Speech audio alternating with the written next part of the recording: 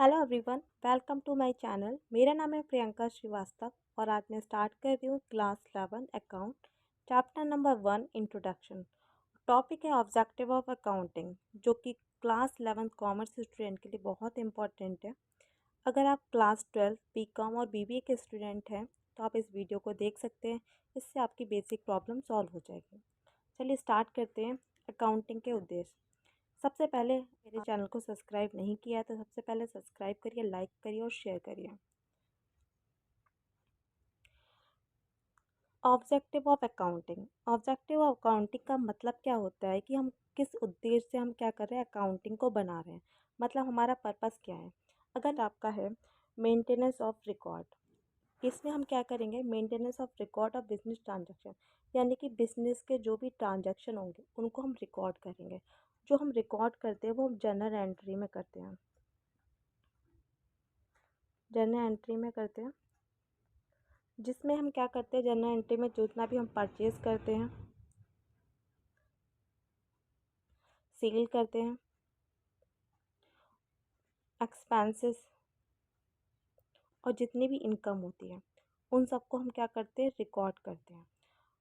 तो फर्स्ट आपका क्या हो गया, हमारा जो मेन मोटिव क्या हो गया कि प्रॉफिट अर्न करना है, लेकिन प्रॉफिट अर्न करने के लिए हमें क्या करना होगा, सब कुछ रिकॉर्ड करना होगा। तो हम कर रहे हैं बिजनेस के पॉइंट ऑफ व्यू से, तो परचेज को हम जर्नल एंट्री बनाएंगे। अगर सेल कर रहे हैं बिजनेस में तो हम सेल की एंट्री बनाएंगे, एक्सपेंसेस करेंगे या फिर इनकम करेंगे, उसको रिकॉर्ड करना।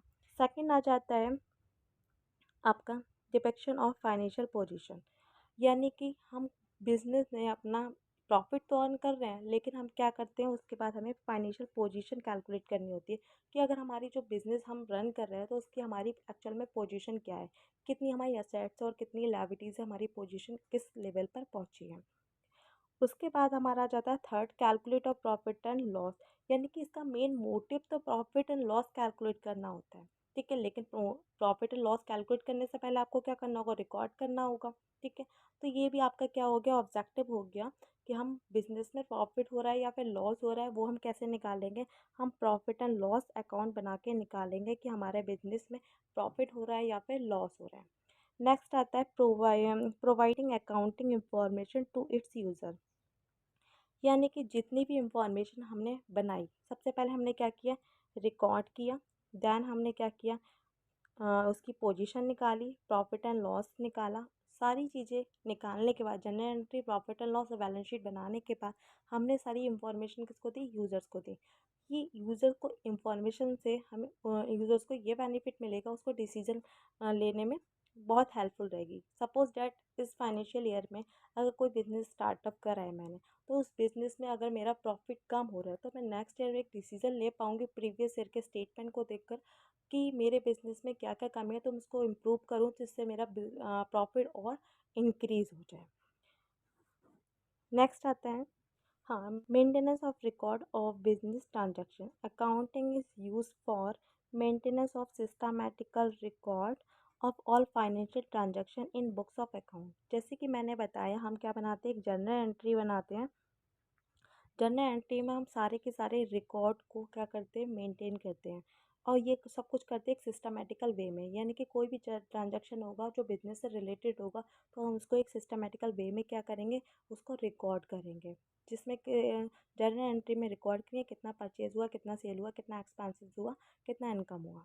नेक्स्ट हो जाता है calculation of profit and loss, यानी कि the main objective of accounting is to ascertain the profit earn और loss sustain by business during an accounting period.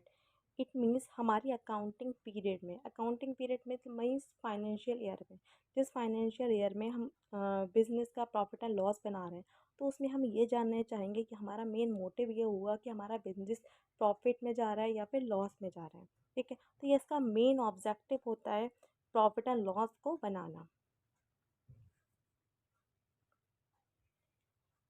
Fiction of financial position.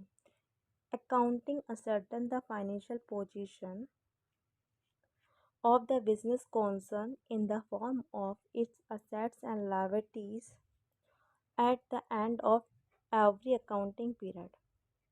It means हम every accounting period से हम assets और liabilities से हम अपनी बिजनेस की financial position calculate करते हैं। अब इसके लिए फाइनेंशियल पोजीशन कैलकुलेट करने के लिए हम बैलेंस शीट बनाते हैं।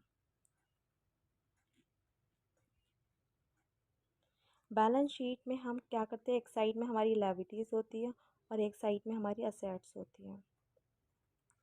लायबिलिटीज़ और असेट्स हम ये जानते हैं कि हमारे पास असेट्स कितनी हो और हमारी लायबिलिटीज़ कितनी है, मीन्स हमको कितना पेमेंट करना है।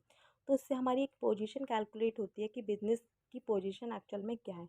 अब वो हम क्या करते हैं, एवरी अकाउंटिंग पीरियड में हम बैलेंस शीट से उसकी बिज़नेस की पोजीशन कैलकुलेट करते हैं। नेक्स्ट आ जाता है providing accounting information to its user. Accounting reports, statements, graph, chart are the source of information to users who need it in different decision situation. It means जितने भी हमने क्या बनाया, सबसे पहले जर्नल एंट्री बनाया, देन हमने प्रॉफिट एंड लॉस बनाया, बैलेंस शीट बनाया। ये सब कुछ बनाने के बाद हमने क्या किया, उसको एनालाइज कराया सीए से कि everything is okay. It means इसमें कुछ भी मिस्टेक है तो उसको आप क्या करेंगे, करेक्ट करेंगे। एनालिसिस करने के बाद उसके बाद हम किसको देंगे, यूज़र्स को।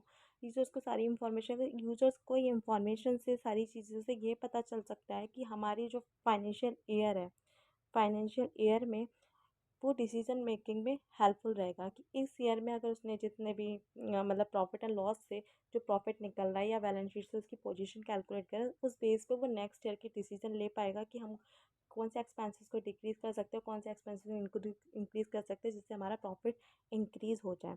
तो हम क्या करते हैं, एक रिपोर्ट बनाते हैं, स्टेटमेंट बना सकते हैं, ग्राफ बना सकते हैं, चार्ट बना सकते हैं। इसके बेस पे हम यूज़र्स को बहुत मतलब हेल्पफुल रहती है एक डिसीजन लेने के लिए। Thank you so much watching my video. अगर आपको मेरी वीडियो पसंद आती है तो प्लीज़ लाइक करिए, शेयर करिए और सब्सक्राइब करिए। आप मेरे प्लेलिस्ट में जाके चेक कर सकते हैं, मेरी प्रीवियस वीडियो पड़ी है जिसमें मीनिंग ऑफ अकाउंटिंग और प्रोसेस ऑफ अकाउंटिंग जो बहुत इजी वे में एक्सप्लेन किया है। Thank you so much.